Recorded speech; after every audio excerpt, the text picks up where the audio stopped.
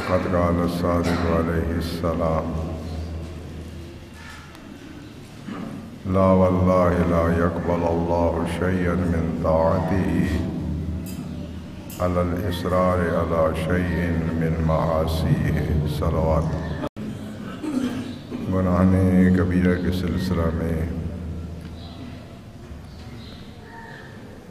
اصرار علی صغائر الذنوب یعنی گناہ صغیرہ پر اصرار کرنا،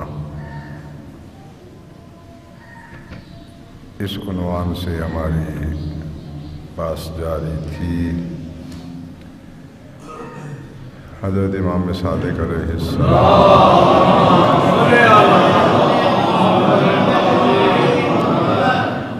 سے مروی ایک مختصر سی حدیث مبارک، جس میں حضرت نے ارشاد فرمایا لا واللہ لا يقبل اللہ شیئا من طاعته علی الاصرار علی شیء من معاصیہ۔ خدا کی قسم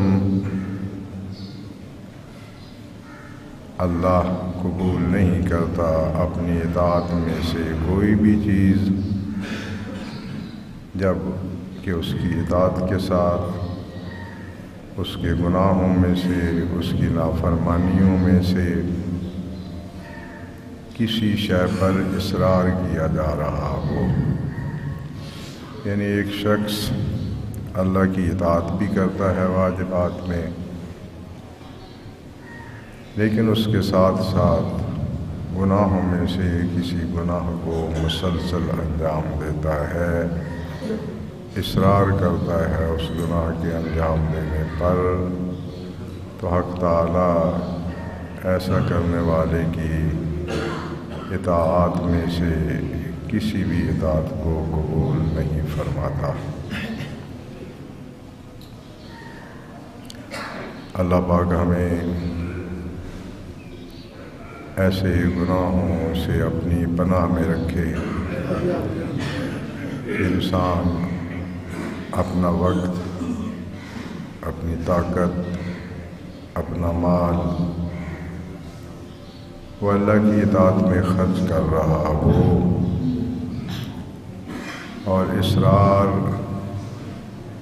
علی معاصیہ کی وجہ سے اس کی اطاعت اور اس کی فرمان برداری، حکم کی تعمیل وہ اس کی بارگاہ میں ٹھکرائی جا رہی ہو۔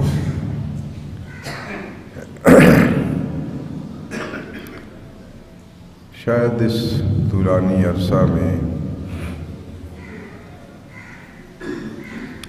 جب سے یہاں آپ کی خدمت میں حاضر ہو رہا ہوں، 2-3 مرتبہ یہ چیز عرض کی ہے کہ شرعی طور پہ کسی عمل کے صحیح ہونے کے لیے جو شرائط درکار ہوتی ہے، یہ صرف اس عمل کی صحت کو ثابت کرتی ہے۔ یعنی ان شرائط کے ساتھ اگر ہم عمل انجام دیں گے تو حق تعالیٰ کی طرف سے جو امر آیا تھا اس کام کو انجام دینے کا، اس امر کا امتثال ہو گیا، وہ امر ہم سے ساقط ہو گیا۔ اس امر میں جو طلب تھی مجھ سے یا میری طرح کسی اور مکلف سے، جب وہ شرائط کے ساتھ اس عمل کو انجام دیتا ہے، مولا کی وہ طلب پوری ہو گئی اور امتثال حاصل ہو گیا۔ امتثال ہوتا ہے امر کی بجا آوری۔ لیکن یہ اثرات جو ہے وہ قانونی اثرات رکھتا ہے۔ امتثال امر یعنی دوبارہ اس عمل کی قضا کرنے کی ضرورت نہیں ہے، دوبارہ اس عمل کو انجام دینے کی ضرورت نہیں ہے۔ اگر مولا نے کسی کام کو ایک دفعہ طلب فرمایا ہو۔ امتثال امر کے حاصل ہونے سے جزا اور ثواب کا حصول یقینی نہیں ہوتا۔ جزا اور ثواب کا حصول اس عمل کے قبول ہونے پہ موقوف ہے، یعنی جو میں نے کام کیا ہے اللہ پاک اسے اپنی بارگاہ میں قبول بھی فرما دے، پھر اس پہ جزا ملے گی، پھر اس پہ ثواب ملے گا۔ یہ جو ہم فقہ میں کسی عمل کی صحت یا باطل ہونے کے متعلق شرائط کو پڑھتے ہیں، سمجھتے ہیں، یہ ساری امتثال امر کی نسبت ہے شرائط۔ ثواب کے لیے، جزا کے لیے کچھ شرائط جو ہیں وہ علم کلام میں بیان کی جاتی ہیں، اور کچھ شرائط متفرق مقامات پر ان کی طرف اشارہ کیا جاتا ہے۔ مثلا حضرت آدم علیہ السلام کے دونوں بیٹوں کی جو لڑائی ہوئی تھی، جو مقابلہ ہوا تھا قربانی دینے پہ، کہ آپ بھی قربانی دیں، میں بھی قربانی دیتا ہوں، اور قربانی کی قبولیت اور معیار پر پورا اترنے کی علامت یہ قرار دی گئی کہ جسے آگ جلائے گی اس کی قبول ہو گئی، اور جس کی قربانی کو آگ نہیں جلائے گی اس کی قبول نہیں ہوئی۔ تو ایک بھائی کی قبول ہو گئی، ایک بھائی کی قربانی ٹھکرا دی گئی۔ تو قربانی تو دونوں نے دی تھی، لیکن قبول ایک کی ہوئی۔ تو وہاں پر قرآن کریم نے جس قربانی کے قبول ہونے کا تذکرہ فرمایا ہے، وہاں ایک قانون کلی بیان فرمایا ہے۔ وہ حضرت آدم علیہ السلام کے بیٹوں سے مخصوص نہیں ہے، اس کا اس واقعے کے ساتھ انحصار نہیں پایا جاتا، یہ ہمیشہ کے لیے قانون ہے۔ فرمایا وَإِنَّمَا يَتَقَبَّلُ اللَّهُ مِنَ الْمُتَّقِينَ۔ کام سب کریں، دعوت سب کو دی گئی ہے، لیکن سوائے اس کے نہیں، انما حصر کا کلمہ ہے، یعنی بات اسی میں منحصر ہے، اس سے باہر نہیں جاتی۔ انما یتقبل اللہ من المتقین، سوائے اس کے نہیں کہ اللہ تقوی اختیار کرنے والوں سے، تقوی سے متصف ہونے والوں سے قبول فرماتا ہے۔ یعنی اگر ہم چاہتے ہیں کہ ہمارا عمل چھوٹا ہے یا بڑا، وہ بے نیاز خالق مالک کی بارگاہ میں قبول کیا جائے، تو اس کی ایک شرط قرآن کریم کی صریح نص کے مطابق یہ ہے کہ عمل کرنے والا صاحب تقوی ہو، اس کام کو انجام دینے والا اگر تقوی رکھتا ہے تو پھر اس کا عمل جو ہے وہ قبولیت کا شرف حاصل کر سکتا ہے۔ اگر عمل کرنے والا تقوی سے خالی ہے، امتثال امر ہو گیا، لیکن بے نیاز کی بارگاہ میں وہ قبول نہیں ہوا۔ جس طرح کہ اہل بیت علیہ السلام کی ولایت، ان کی ولایت کا عقیدہ یہ قبولیت عمل کے لیے شرط ہے۔ یعنی اگر نیکی کرنے والے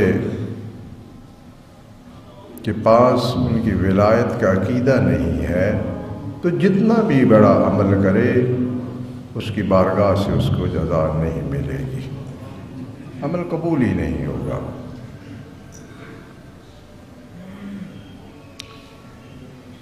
اسی طرح اس حدیث مبارک کے مطابق، جو مختصر سی حدیث ہے، عمل کی قبولیت کا ایک معنی ذکر کیا گیا ہے کہ اگر یہ معنی پایا جائے تو اللہ پاک کوئی بھی اطاعت قبول نہیں فرماتا۔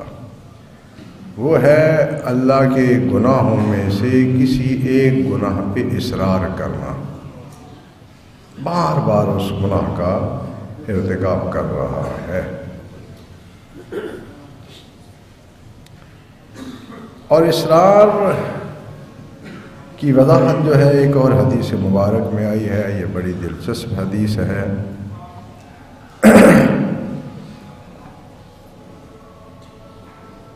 حضرت جابر نے خداوند متعال کے اس قول کے متعلق پوچھا جو آیہ مجیدہ ہے، لم یصروا علی ما فعلوا وهم یعلمون، کہ جو لوگ اصرار نہیں کرتے اس پر جو کچھ انہوں نے کیا ہے، کیونکہ یہ آیت کا آخری حصہ ہے تو پہلے گناہوں کا تذکرہ ہے، جو اصرار نہیں کرتے اس پر جو کچھ وہ کر گزرے ہیں اور وہ جانتے ہوں۔ تو راوی نے پوچھا کہ مولا یہ اصرار کیا ہوتا ہے؟ اصرار صاد کے ساتھ ہے، سین والا نہیں۔ تو حضرت نے ارشاد فرمایا، قال الاصرار هو ان يذنب الذنب فلا يستغفر الله ولا يحدث نفسه بتوبة فذلك الاصرار، کہ شخص گناہ کا ارتکاب کرتا ہے اور اللہ سے اس گناہ کی معافی طلب نہیں کرتا، اس کی بارگاہ میں اس کی بخشش کا سوال ہی نہیں کرتا، اور نہ ہی اپنے آپ میں توبہ کرنے کا سوچتا ہے کہ میں نے یہ گناہ کیا ہے توبہ کر لوں گا، یہ بھی اس کے دماغ میں خیال نہیں آتا۔ تو حضرت نے فرمایا یہ ہے اصرار علی الذنوب۔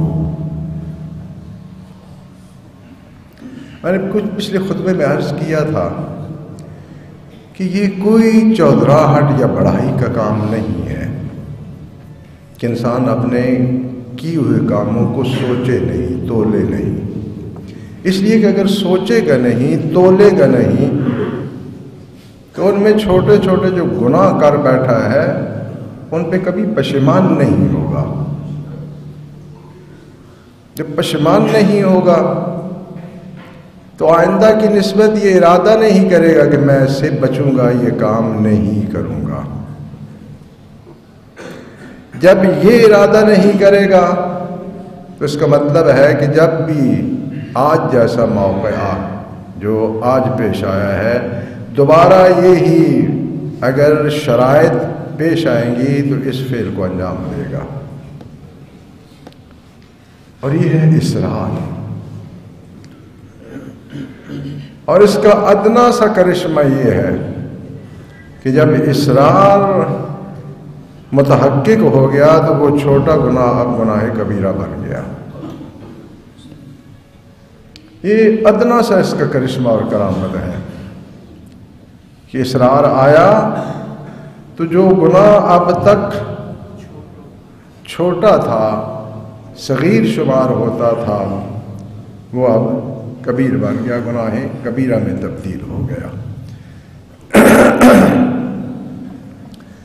ہمارے معاشرے میں یہ بڑا کلمہ چلتا ہے، پتھر دل یا سنگ دل یا سخت دل۔ یہ بہت سے مواقع پہ ہم رشتہ داروں کے لیے، دوستوں کے لیے اور بالخصوص جن سے ہمیں کچھ ان بن ہوتی ہے ان کے لیے یہ کثرت سے کلمہ استعمال کرتے ہیں۔ سنگ دل ہے جی، سخت دل ہے۔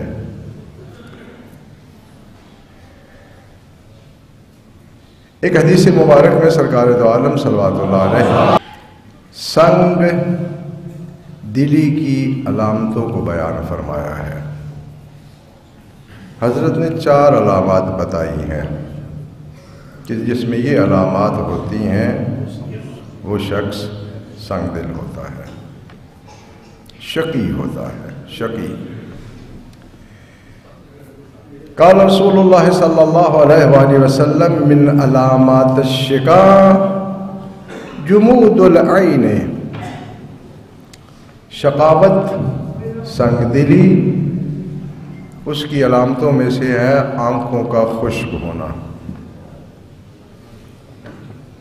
جمود العین، آنکھوں کا، یعنی آنکھوں سے آنسو نہ بہانا۔ اب یہ حدیث کی مناسبت سے یہ جمود العین عام حالات والا مناسب محسوس نہیں ہوتا۔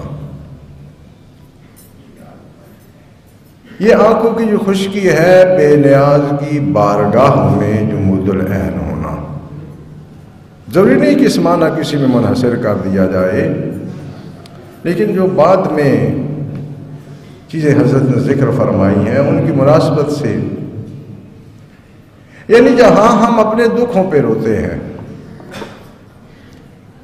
اور جب بہت زیادہ خوشی کی لہر ہمارے دل و دماغ میں دوڑتی ہے تو پھر بھی ہمارے آنسو نکلتے ہیں، وہاں آنسو نکالنے کا ایک موقع یہ ہے یا ایک مقام یہ ہے کہ اس بے نیاز خالق مالک کی بارگاہ میں اپنے کیے ہوئے جرموں پہ آنسو بہائے جائیں۔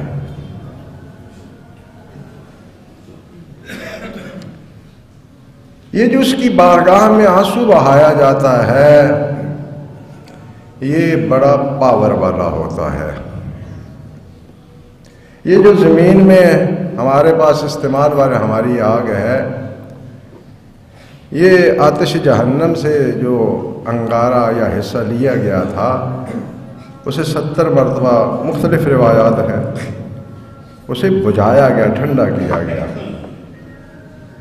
اور وہ جو بچی وہ آگ ہے اس زمین پر، تو پھر جہنم کی آگ کی حرارت کتنی ہوگی۔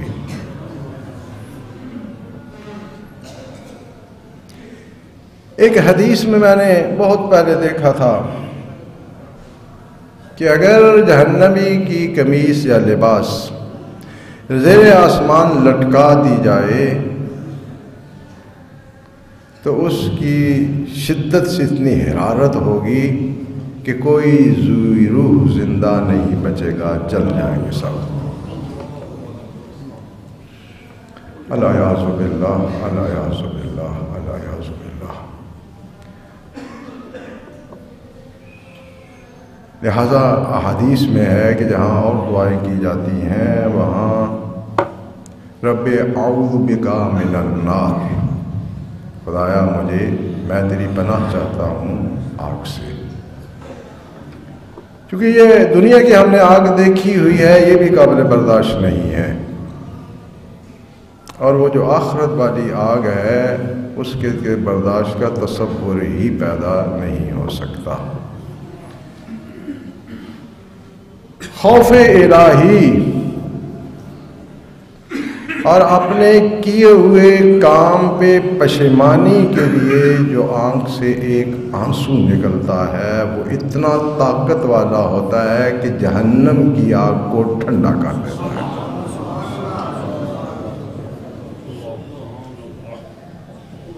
یہ ہے ایک قطرہ۔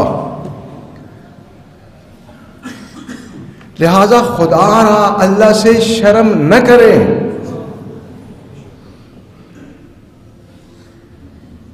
وہ مجمع جہاں پر اولین اور آخرین جمع ہوں گے، اس مجمع میں بے عزت ہونے سے کس قدر بہتر ہے کہ انسان بے نیاز کی بارگاہ میں اکیلے میں آنسو بہا لے، تاکہ اس عظیم مجمع، اتنا بڑا مجمع ہم تصور ہی نہیں کر سکتے، جو اس کی عدالت میں کھڑا ہوگا، انتظار کر رہا ہوگا کہ عدالت کا کام شروع ہو، اس مجمع میں اپنی عزت بچانے کے لیے، کیونکہ وہاں اگر گناہوں کا تذکرہ آ گیا، لسٹ کھل گئی، تو بتائیں جب سب سن رہے ہوں انسان کے پلے کیا رہے گا؟ وہ جہنم تو بعد کی بات ہے نا۔ لہذا زندگی کے لمحات سے جب ہر کام کے لیے آپ کے لیے وقت نکل آتا ہے، میرے لیے وقت نکل آتا ہے، میں سارا دن اگر یہ نہیں کر سکتا تو 24 گھنٹوں میں کوئی تو وقت ایسا ہونا چاہیے کہ میں اپنے ماضی کو سوچوں، اس کی بارگاہ میں بیٹھ کے اعتراف جرم کروں، اور پھر نامہ اعمال پہ لکھی ہوئی تحریر کو آنسوؤں سے صاف کروں۔ اتنا تو ہمیں اپنے آپ پہ رحم کرنا چاہیے۔ بس ایک تو شقاوت کی علامت ہے آنکھوں کا خشک ہونا، اس کا عام بھی معنی ہو سکتا ہے، دوسروں کی مصیبت سے انسان متاثر نہیں ہوتا، یہ بھی شقاوت کی ایک علامت ہے۔ اور وقسوۃ القلب، اور دل کا سخت ہونا، بڑے سے بڑا اذیت ناک منظر بھی انسان کے دل پہ اثر انداز نہ ہو، یعنی اس کا دل سخت ہو گیا ہے۔ وشدت الحرص فی طلب الدنیا، خدا را ان باتوں کو اعتدال کے ساتھ سوچا کریں۔ دنیا طلبی یہ مذموم نہیں ہے، اس لیے کہ جب ہم اس دنیا میں رہتے ہیں تو اپنی ضروریات، انسان کے پاس اگر مال دولت نہیں ہوگی تو کس طرح پوری کرے گا؟ الدنیا مزرعۃ الآخرہ، آخرت کی کھیتی ہے، جو کچھ ہم نے آخرت میں لے جانا ہے وہ اسی دنیا میں حاصل کرنا ہے۔ اور ایک شخص اگر اپنا کھانا ہی نہیں کماتا، اس کے لیے اس کے پاس پیسے نہیں ہیں، تو وہ آخرت کے لیے کیا بھیجے گا؟ نیکیوں پہ کیسے خرچ کرے گا؟ دنیا جو ہے اس کو طلب کرنا یہ مذموم نہیں ہے، حریص ہونا مذموم ہے۔ حریص یعنی پاگل ہوا ہے، دیوانگی چڑھی ہوئی ہے سر کو، کچھ اور سوچتا ہی نہیں ہے، نہ کچھ اور نظر آتا ہے،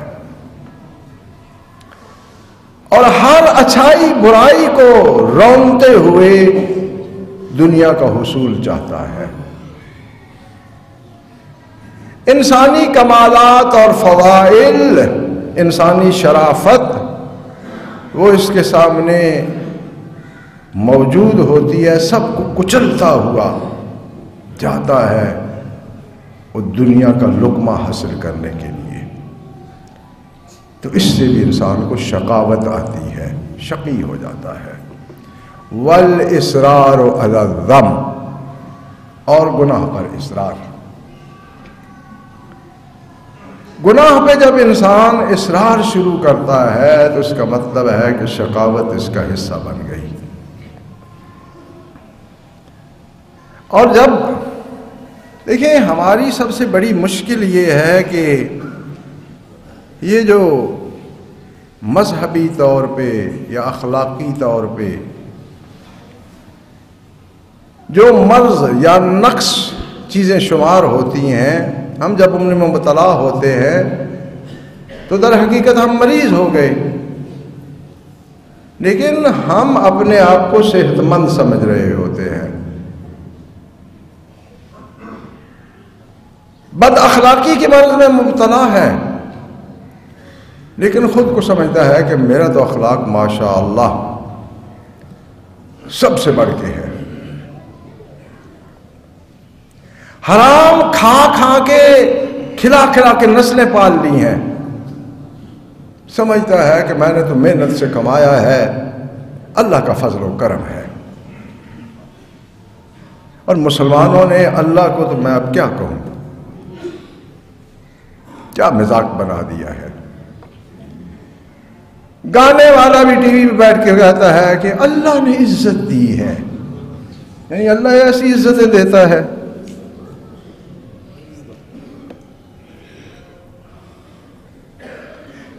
پورے انسان کی ملکیت میں ایک چیز بھی حلال کی نہ ہو، اب انسان بیٹھ کے کہا اللہ پاک نے بہت کچھ دیا ہے۔ اللہ حرام نہیں دیتا، حدیث ہے،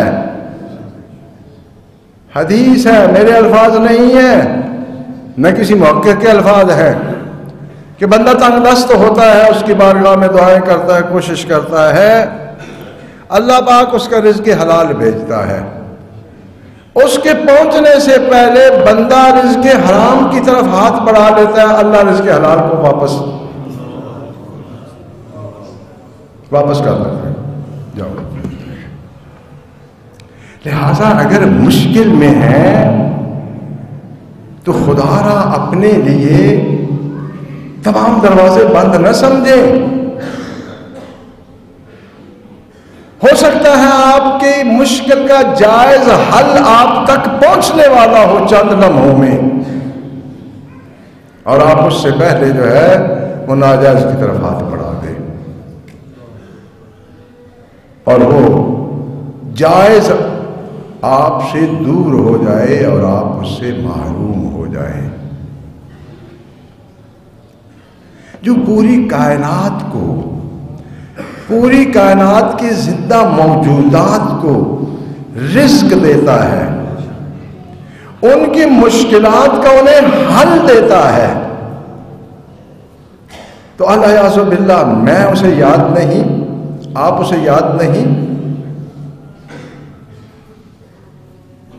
بس تھوڑی سی استقامت کی ضرورت ہوتی ہے، تھوڑا سا توکل جو ہے اسے آزمانے کی ضرورت ہوتی ہے، ورنہ اس کی بارگاہ میں، اس کی قدرت کے سامنے یہ مشکلیں ہمارے لیے ہیں، اس کے لیے کوئی مشکل نہیں ہے۔ جب چاہتا ہے وہ مشکل آسان فرما دیتا ہے۔ بارگاہ رب العزت میں مسررانہ دعا ہے